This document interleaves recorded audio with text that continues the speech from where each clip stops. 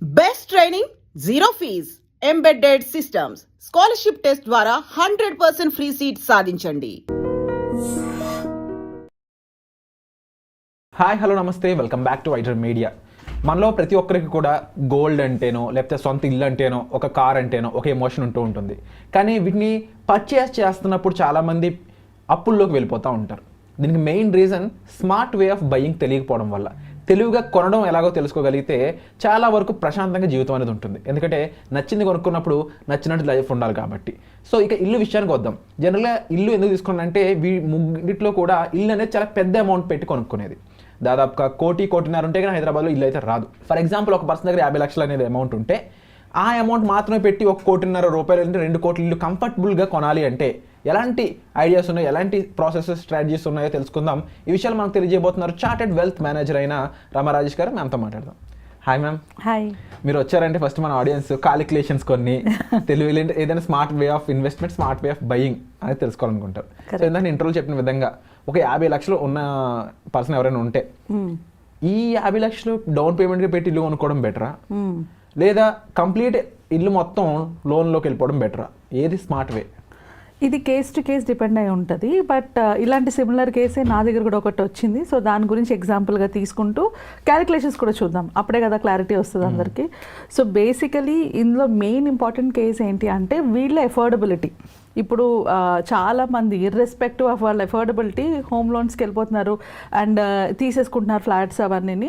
But affordability చూసుకోవాలి. ఇప్పుడు నేను ఫర్ ఎగ్జాంపుల్ నా దగ్గరకు వచ్చిన క్లయింట్ తీసుకోవాలనుకున్న flat cost 1.9 crores including everything, అంటే 1.95 అవుతుంది ఇంటీరియర్, రిజిస్ట్రేషన్ అన్నీ కలిపి.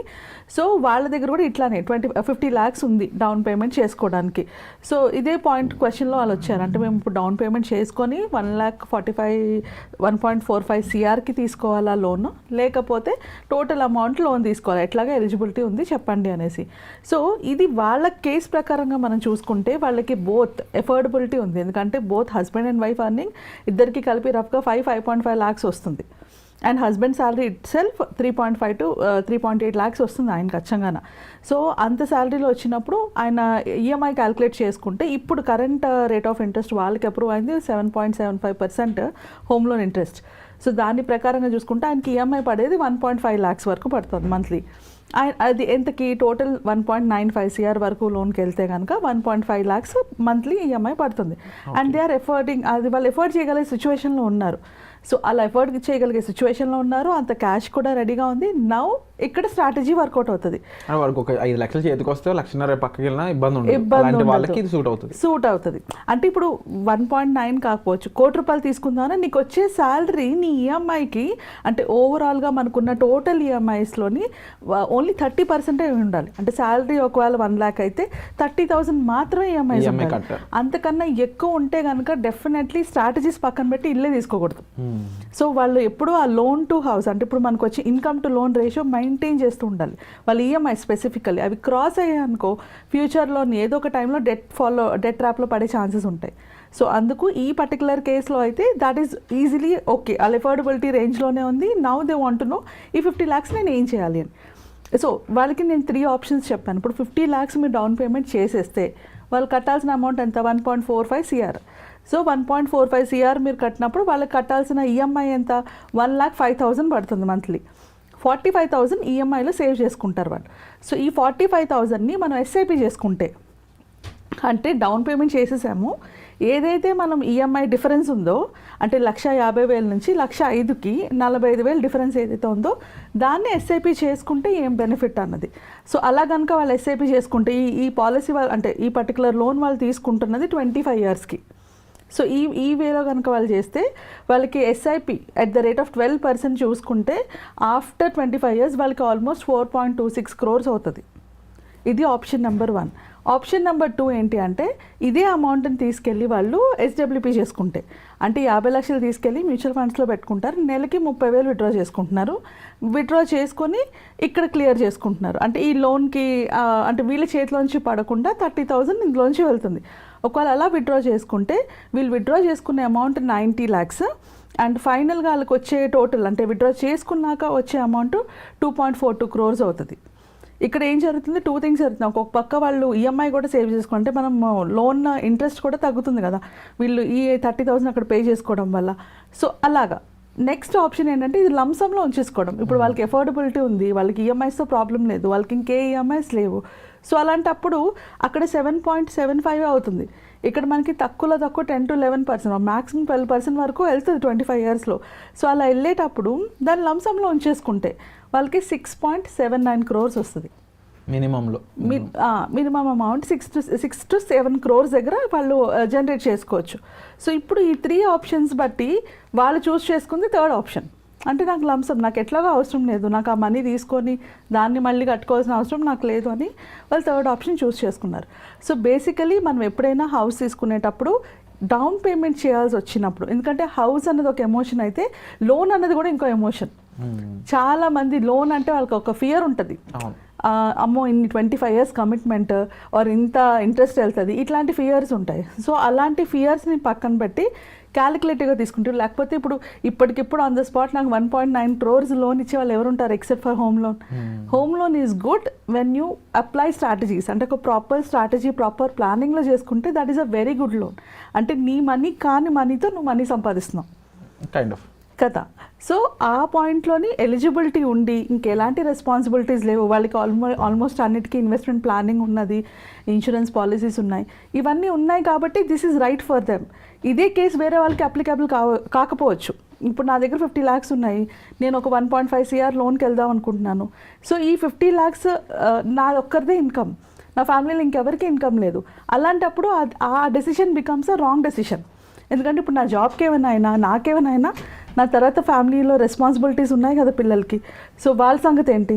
సో ఇవన్నీ ఆలోచించుకొని మనం ఎప్పుడైనా ఏదైనా లోన్ తీసుకునేటప్పుడైనా లేకపోతే ఇలాంటి ప్లాన్స్ వర్కౌట్ చేసేటప్పుడైనా ఆలోచించుకోవాలి. ఇవి తెలియక చాలామంది చేసే మిస్టేక్స్ ఏంటంటే ఇప్పుడు గోల్డ్ బాగుంది కదా అని లోన్ తీసుకొచ్చి గోల్డ్ కొనుక్కోవడాలు, స్టాక్ మార్కెట్ బాగుంది కదా అని లోన్ తీసుకొచ్చి స్టాక్ మార్కెట్ చేయడాలు. లోన్ మనకి ఎప్పుడు హెల్ప్ చేస్తుంది అంటే అది మనకి బర్డెన్ కానంత వరకే అది హెల్ప్ చేస్తుంది. అది ఎప్పుడైనా బర్డెన్ అయితే మాత్రం డెఫినెట్లీ మన కంప్లీట్లీ ట్రాప్లోకి లాగేస్తుంది. లోన్ అనే ప్రాసెస్లో ఎక్కువ మంది ఆలోచించేది ఇల్లు కొనుక్కొని ఆ ఇల్లు రెంట్కి ఇచ్చేసి అని కొన్ని తెలివితేటలు యూజ్ చేస్తూ ఉంటారు. కరెక్ట్. బట్ ఇది అన్ని చోట్ల వర్కౌట్ అవ్వదు అనే రియాలిటీ ఎలా అర్థం చెప్పొచ్చు వాళ్ళకి? ఇది కూడా one of the important point. ఇప్పుడు ఇన్వెస్ట్మెంట్ కోసమే వాళ్ళు హౌస్ తీసుకుంటున్నారు, అది ఓన్లీ రెంటల్ ఇన్కమ్ గురించి అనుకుంటే మనం చూసుకోవాలి. ఇప్పుడు ఫర్ ఎగ్జాంపుల్ ఈ సేమ్ 1.9 crores పెట్టి ఒక ప్రాపర్టీ తీసుకుంటే దానికి రెంట్ ఎంత వస్తుంది? వాళ్ళు చెప్పిన లెక్క ప్రకారం రెంట్ హార్డ్లీ 45,050 వస్తుంది అంతే. సో 50,000 రెంట్ ఫర్ 2 crore అవుతుంది. రఫ్గా 2 crore 50,000 రెంట్ వస్తుంది అంటే ఇట్స్ హార్డ్లీ 3% కూడా రావట్లే. సో 3% కూడా రాని దాంట్లో ఇన్వెస్ట్మెంట్ పెట్టుకోవడం కన్నా SWP is a better option there. ఎందుకంటే ఇక్కడ మనకి ఎప్రిషియేషన్ ఉంటుంది, 6% వరకు కూడా విత్డ్రా చేసుకోవచ్చు. అంటే ఎప్పుడైనా కూడా సెకండ్ సోర్స్ ఆఫ్ ఇన్కమ్ కోసం ఆర్ మంత్లీ ఇన్కమ్ కోసం మనం ప్రాపర్టీ తీసుకునేటప్పుడు కంపేర్ చేయాలి, రెంటల్ ఈల్డ్ ఎంత ఉంది, ఎప్రిషియేషన్ ఎంత ఉంది, అండ్ దాన్ని బట్టి అదే ఇవి ఏం టెన్షన్ నాకు వద్దు అంటే ఎస్డబ్ల్యూపీలో పెట్టుకుంటే నాకు ఎంత వస్తుంది, ఎంత ఎప్రిషియేట్ అవుతుంది, ఇలా కంపేర్ చేసుకొని తీసుకుంటే what ever is best option వాళ్ళు చూస్ చేసుకోవచ్చు. ఇప్పుడు ఇదే బెంగళూరులో అనుకో, బెంగళూరులో రెంటల్ ఈల్డ్ చాలా ఎక్కువ ఉంటుంది. అంటే even for 1 crore property they get around 60,000 to 70,000 rent వస్తుంది. సో అలా వచ్చేటప్పుడు అక్కడ వర్కౌట్ అవుతుంది, హైదరాబాద్లో వర్కౌట్ అవ్వదు, మేబీ విజయవాడలో వర్కౌట్ అవ్వచ్చు. సో ఉన్న ప్లేస్ బట్టి కూడా రెంటల్ ఈల్డ్ ఎంత ఉంది చూసుకొని అంతకి తగిన ఇన్వెస్ట్మెంట్ పెట్టుకుంటే సెకండ్ ఇన్కమ్ సోర్స్కి ఇంకో హౌస్ కొనుక్కోవడం బెటర్ ఆప్షన్. సో అంటే కొంతమంది ఏమనేవాళ్ళు ఒకప్పుడు అంటే అసలు ఇది కరెక్టే కాదు, ఇన్వెస్ట్మెంట్ ఎస్ఐపీలు మ్యూచువల్ ఫండ్స్ ఇది బెటర్ అనేవాళ్ళు. కానీ మీరు కొత్త అర్థం ఏమంటున్నారంటే డిపెండ్స్ ఆన్ సిచ్యువేషన్స్, పర్సన్స్, మొత్తం ప్లేసెస్ ఇవన్నీ కూడా. సో వాటి పరంగా నిజంగా ఇప్పుడు మీరు బెంగళూరు ఎగ్జాంపుల్ చెప్పగానే నిజంగా అవును కదా అనిపించింది. అక్కడ రెంటల్ ఇన్కమ్ చాలా ఎక్కువ వస్తుంది, ముంబైలో రెంటల్ ఇన్కమ్ చాలా ఎక్కువ వస్తుంది. పాసిబుల్ ఆ అమౌంట్ మనకి అక్కడ ఇల్లు దొరకడం అనేది పాసిబిలిటీ దొరికింది అంటే డెఫినెట్లీ అక్కడ వర్కౌట్ అవుతుంది. ఆ రెంట్ అంటే ఫర్ ఎగ్జాంపుల్ ముంబైలోని 1 crore ప్రాపర్టీ దొరికింది అంటే దాని రెంట్ కూడా అలాగే ఉంటుంది, 70,000 75,000 ఉంటుంది. ఓర్ 5 crores ప్రాపర్టీ తీసుకుంటే దాని రెంట్ అలాగే ఉంటుంది. సో రెంటల్ ఈల్డ్ చాలా ఎక్కువ కొన్ని ప్లేసెస్లో, అలాంటి ప్లేసెస్లో ఇది వర్కౌట్ అవుతుంది. అంతేగాని మనం ఉంటున్న ప్లేసెస్ ఆంధ్ర, తెలంగాణ, హైదరాబాద్లో కూడా అంత రెంటల్ ఈల్డ్ లేదు. సో ఎప్రిషియేషన్తో పాటు రెంటల్ ఈల్డ్ ఇవి రెండు చూసుకోవాలి. ఇవి రెండు మనకి అంటే అట్లీస్ట్ 5% రెంటల్ ఈల్డ్ ఉండి ఒక రఫ్గా ఒక 8 to 9% అప్రిషియేషన్ ఉన్నా కూడా that is a good option. So ఆ అనాలిసిస్ చేసుకున్నాకనే ఆ ప్రాపర్టీ రైటా కాదా అని చూసుకోవాలి. అంటే మనకు ఒక ప్రాపర్టీ వస్తుంది, ఒక 20,000 రెంట్ వస్తుంది అని దిగితే కనుక దానికన్నా బెటర్ ఆప్షన్స్ ఎస్డబ్ల్యూపీ. ఏ టెన్షన్ లేదు, ఏ ఇది లేదు, అది అప్రిషియేట్ అయినప్పుడు తీసుకుంటావు, లేదంటే ఊరుకుంటావు, నీకు వద్దంటే అందులో ఉంచుకుంటావు. లాట్ ఆఫ్ ఫీజిబిలిటీ ఉంది కదా. అంటే మ్యామ్ మీరు ఇప్పుడు చెప్పినట్లు చూసుకున్నట్లయితే నాకు అర్థమైంది ఓవరాల్గా పర్సన్స్ మీద డిపెండ్ అయ్యి ఉంటుంది 100%. End of the day. So ఇల్లు కొనుక్కోవడం ఒకప్పుడు మంచిది కాదు, ఇన్వెస్ట్మెంట్ బెటర్ అనే సిచ్యువేషన్ ఇప్పుడు లేదు. ఇల్లు కొనుక్కోవడం మంచిదే, ఇన్వెస్ట్మెంట్ మంచిదే, it depends on the person. So ఇలాంటి చోట్లే ఒక ప్రొఫెషనల్ హెల్ప్ అనేది మనకే అవసరం ఉంటుంది. వాళ్ళు మన ఫైనాన్షియల్ డేటా మొత్తం స్టడీ చేసి, మనకు సంబంధించిన సిచ్యువేషన్ స్టడీ చేసి, మనం ఏ జాబ్ చేస్తున్నాం, ఎంత చేస్తున్నాం, ఫ్యూచర్లో ఆ జాబ్ని బట్టి ఎంత రావచ్చు, నెక్స్ట్ బిజినెస్ ఏమైనా ఉందా, ఇలాంటి సిచ్యువేషన్స్ అన్నీ ఒకసారి వాళ్ళు క్యాలిక్యులేట్ చేసుకుని మనకు ఒక డేటా ప్రొవైడ్ చేస్తారు. దాని ప్రకారం మనం ఇన్వెస్ట్ చేసినట్లయితే మన ఇన్వెస్ట్మెంట్, హార్డ్ అండ్ మనీ ఇవన్నీ కూడా సేఫ్గా ఉండడానికి పాసిబిలిటీ ఎక్కువ ఉంటుంది. సో దానికి సంబంధించి మీరు మ్యామ్ని సంప్రదించవచ్చు. అలాగే ఈ ఎపిసోడ్ నచ్చిందంటే తప్పకుండా లైక్ చేయండి, సబ్స్క్రైబ్ చేసుకుని ఎపిసోడ్లో మళ్ళీ కలుద్దాం. Thank you so much. And for more videos, Please subscribe to iDream. Please subscribe to iDream. Please subscribe iDream. And please subscribe to iDream. For more videos, subscribe to iDream. please like, share and subscribe to the channel. Congratulations, iDream. Subscribe to iDream. Subscribe to iDream. So subscribe to iDream Media. iDream team andarki huge congratulations. Please subscribe iDream Media. Please subscribe to iDream.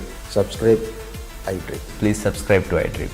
iDream అంటే నా కళల ఛానల్ను subscribe చేసుకున్న నోరు తిరుగుతలేదు, మీరైతే గంట గుర్తు కొట్టండి. For more such videos, please subscribe to iDream. Subscribe to iDream. Please subscribe to iDream. Please subscribe iDream Media. Please do subscribe to iDream. Please subscribe to iDream Media. For best entertainment and information, please subscribe iDream. And don't forget to subscribe to iDream.